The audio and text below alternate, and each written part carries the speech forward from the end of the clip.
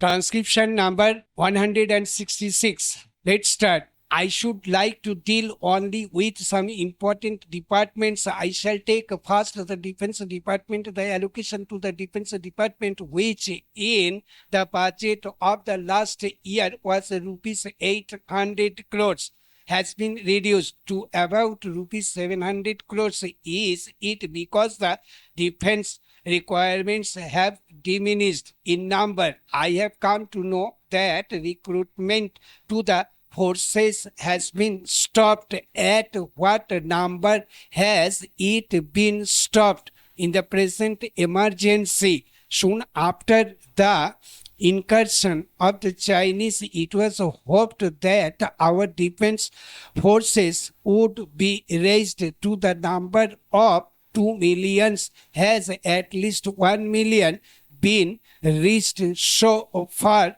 The war with China can never be considered to be a war of limited liability. Modern wars are wars of unlimited liability, and we cannot say that recruitment of 500,000 troops would be just enough to meet the requirements of national defense. For let us remember that there are not two fronts, the Ladakh front and the Nepal front, that we have to deal with, but there is the Pakistan front also that we have to contend with, and the Pakistan front consists of two fronts, one on the west and one on the east. I should like the Defense Ministry to consider whether the recruitment so far attained is enough to meet our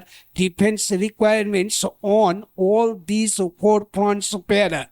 Then, in regard to weapons, I find no provision is made for the manufacture of machine guns, which are so necessary in modern warfare, especially to stop the incursion of large masses of troops, such as we experienced at the time of the Chinese incursion on the Nepal border. We have been promised that in course of time the naval defense would be supplied with that modern weapon of defense, namely the submarine.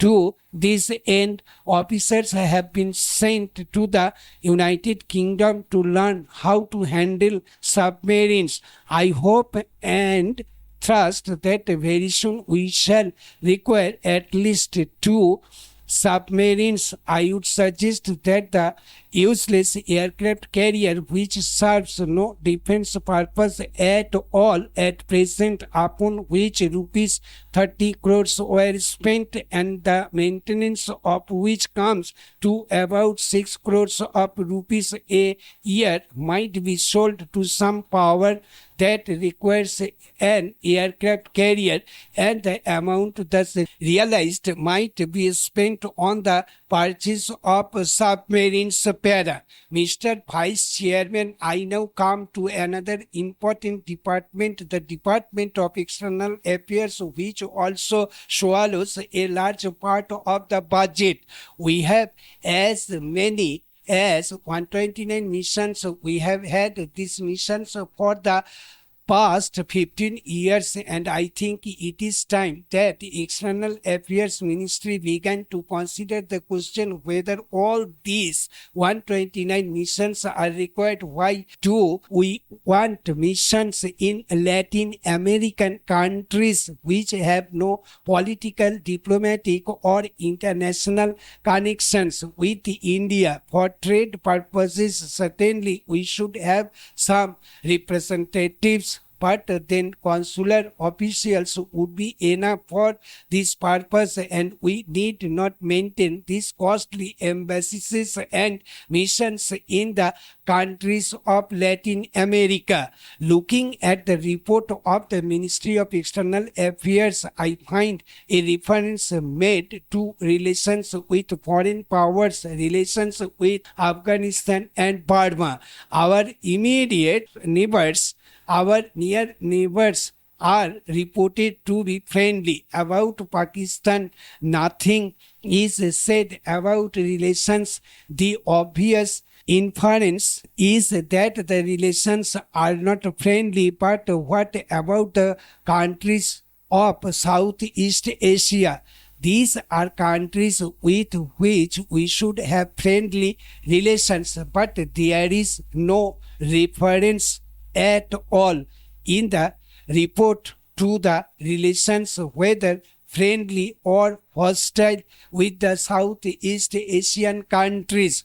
For the defense of India and for the defense of the whole South Asia, especially Southeast Asia, friendly relations with the Southeast Asian countries are absolutely necessary. In order to establish these friendly relations with the Southeast Asian countries are absolutely necessary. In order to establish these friendly relations with foreign countries, visit of important persons from the president downwards have been arranged.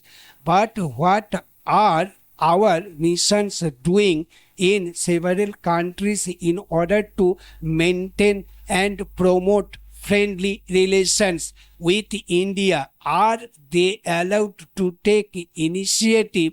Are they allowed to be active in the promotion of friendly relations, or are they to be content merely with carrying out the orders from the Ministry of External Affairs? What information, diplomatic, economic, military, do these missions abroad convey to India? For instance, in regard to the Chinese invasion of India, was the military attached able to send useful reports upon the military situation, upon the military intentions of China? It is no doubt difficult in totalitarian countries, in communist countries, for foreign missions to get enough information.